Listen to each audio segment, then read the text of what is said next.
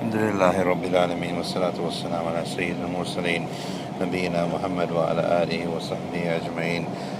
This is Hadith number 191 from Umdah al-Ahkaam of Abdul Ghani al-Maqdisi rahimahullah, with the explanation of Shaykh Sa'd bin Nasir al-Shithri, or the explanation based on the explanation of the Shaykh.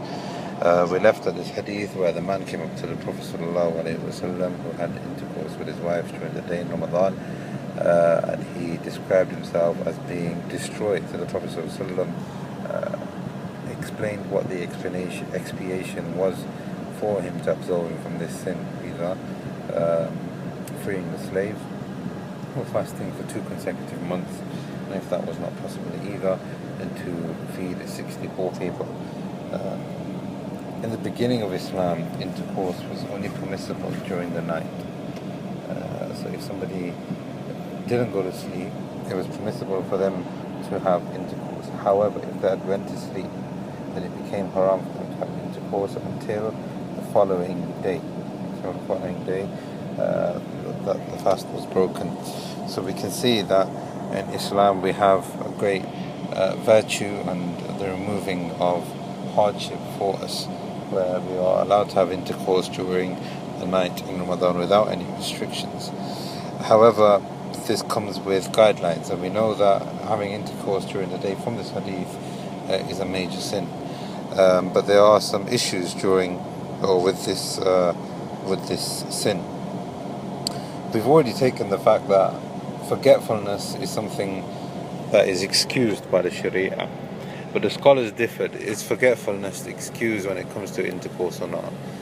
Imam Ahmad said no, it is not, because the Prophet ﷺ in a hadith quite explicitly explained that food and drink was the only form of forgetfulness that is accepted without any expiation. Imam Malik said that if somebody has intercourse during the day in Ramadan whilst they were fasting, then the fast is broken. They need to repeat the fast, but there is no kafara, so this expiation doesn't concern them. However, the correct opinion, which was followed by Imam Abu Hanifa and Imam al-Shafi'i, that forgetfulness is always excused. Inshallah, this is the correct opinion. So what we are discussing here is having intercourse on purpose. Having intercourse on purpose.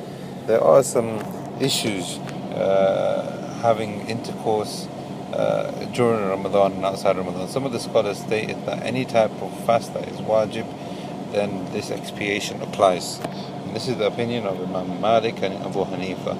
They say that any form of obligatory fasting, if somebody has intercourse during any form of obligatory fasting, then this expiation applies. However, the correct opinion is that it applies to the day and the fast of Ramadan only. So if somebody is making up a Ramadan fast outside Ramadan and they have intercourse with their partner, then there is no expiation. However, the sanctity of the day of Ramadan is what is being referred to here. And this is the opinion of Imam Ahmad and Imam al-Shafi'i.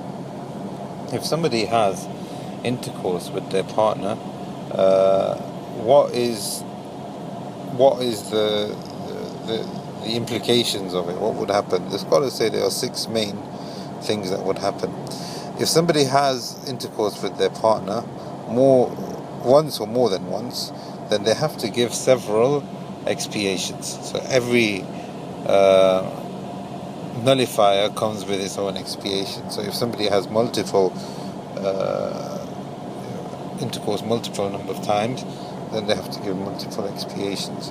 We're going to talk about what the expiation is and some further details shortly, inshallah. The second issue is that if somebody has intercourse and they are unaware of the expiation, they still have to give the expiation.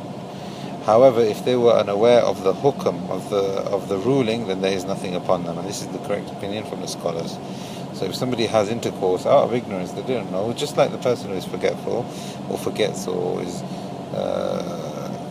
they're not with their senses, for example, either, then in that case there is no expiation. However, if somebody knew what they were doing was wrong, just like this man who came to the Prophet ﷺ, he knew what he was doing was wrong, but he didn't know what the expiation was. In that case, he knew what he was doing was wrong, therefore the expiation is upon him. Consent. what is consent? Now the scholars have stated that if two people want to get together during the day in Ramadan, then they both have to, and they both consent to it, then they both have to give the expiation. They both have to give the expiation because the husband initiated it and the woman went along with it. However, if she just went along with it and she didn't want it and she didn't have any consent, she didn't want it, and the husband was, so to speak, forcing herself or himself on her, then the expiation falls upon the man and there is nothing upon the woman. Now, this is a word that is used in the Arabic language, ikra and force. It doesn't mean rape. It doesn't mean rape. In fact, rape is not permissible for the man to do upon his wife. It is permissible for the man to make it obligatory for his wife to answer. And we know about this. I'm sure everybody knows about the al-Ahkaam of man and women relations. If the woman is being called to the bed, then she must comply. Otherwise, the angels will make dua against her, and there are certain hadith which talk about this. But what we're talking about here is that rape is not permissible. In fact, Islam talks about dealing with each other in a nice way. So it's not permissible for you to, for example, have intercourse with your wife and then divorce her straight away. Or it's not permissible for you to be harsh and mean to your wife and then have intercourse with. These are the things that Islam has come to prohibit. And this is the same thing, that if she is not complying, even though the man is admonishing her and telling her to come, in a halal situation I'm talking about, then she will be sinful, and it is not permissible for him to enter upon her. But here in this situation, the man wanted it, the wife didn't want it, so the man has to give the expiation. Now the expiation is now in this case for both people. So the man has to give expiation for himself and his wife.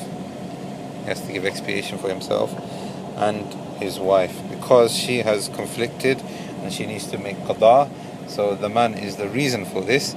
So they both have to make qada, but he has to give the expiation for himself and his wife. In this hadith, we know what the expiation is that we need to free a slave. But this is according to ability. Obviously today it's very difficult to find a slave to free. So the scholars have stated that we move on if there is not a possibility of doing this expiation to the next portion of the expiation. But before we do this, there is an issue in usul al-fiqh which is called Mutlaq and Muqayyad. Mutlaq is unrestricted and Muqayyad is something that is restricted in the evidences. So Mutlaq is something that is very general in evidence, while Muqayyad is restricted or something more specific. Why are we mentioning this here? Because Allah says in the Quran that if somebody kills another person, then the expiation is to free a believing slave. In the instance that we have here, the Prophet ﷺ advised this man to free a slave. This is general, but the scholars have stated that the one talking about the expiation for murder is specific, and this takes precedence over the understanding in this hadith. So we take the Muqayyad over the Mutlaq. So the person who needs to free a slave needs to free a believing slave. This is a slightly technical issue, but to make it a bit more clearer and a more everyday example, a person, for example, walks into a masjid, and before he sits down, does he recite Quran or does he pray 2 raka'at? Now, reciting Quran is unrestricted. There is no restriction to the time, as Allah encourages us to remember Him at all times. However, what is restricted in this scenario where the person walks into the masjid is for him to pray 2 rak'ah. So it's better for him to pray 2 rak'ah, as this is something which is specific to the situation, whereas mutlaq, as in reciting Quran or any other type of unrestricted encouragement from the Sharia, would not take precedence in this situation. So this is a bit more of a technical issue, but if somebody was to free a slave, they would need to free a believing slave. And according to ability, we move on to the next portion, which is to fast 2 consecutive months. And the scholars have stated, the majority of the scholars say it has to be consecutive, as it mentions in this hadith, 2 consecutive months. If the person doesn't do it consecutively, then it is nullified and he has to start again. However, the scholars have stated, and this is the opinion of the majority, that if there is an impediment, if there is a reason that the Sharia excuses for, such as Eid day coming, or the woman going on her menses, or the days for Tashriq or something like this, then the man is excused from fasting, and he continues from where he left off. The next portion of the expiation, if one is not able to fast 2 consecutive months, an ability we're talking about is harm. If somebody would do something but they will face a great deal of harm, or it will make them ill, or there will be some kind of sickness, or that there will be some sickness and the medication or the remedy or healing from that sickness will be prevented. In this case, the person would not be classed as somebody who is able, and they will move on to the next portion, which is to fast or feed 60 poor people. 60 poor people, it is important to note that the scholars have stated that 60 poor people must be fed with half a sa'. Now, a sa' is very important for us to take note here. A sa' is a size, not a measure. Is a measurement. Sorry, it's a size, not a measurement. It's a size, not a measurement. So a sa' is not bound by kilograms and grams and ounces. Rather, it's a size. So a sa' is basically 4 handfuls. 4 handfuls. So what we need to give here is half a sa'. So 2 handfuls of average man of normal staple food.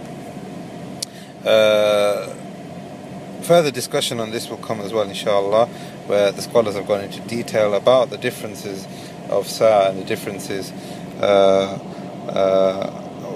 or the different things that are required upon the person who needs to feed poor people. It is very important as well for us to realize that when the Sharia tells us about feeding, then we must feed and not give money instead. This is a mistake that commonly happens with expiations as well as zakat al-fitr. Yes, the Hanafis have permitted it. However, the correct opinion is that feeding is feeding, and there is nothing like it.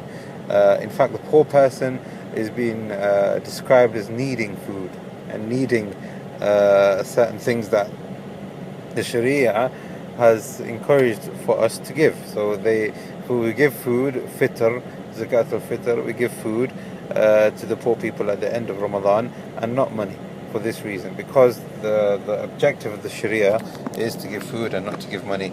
Inshallah, we'll complete the explanation of the 60 poor people and the measurements and the size within it in the coming audio. Ask Allah to make this beneficial for ourselves and put this on the scales of the Ghani and Maqdisi on his good deeds, and reward our Shaykh Saad al-Shithri and preserve his life so that we can continue benefiting from him, and that he is a khidmah and he's a service to this ummah and this religion. هذا الله أعلم وصلى الله على نبينا محمد وعلى آله وسلم.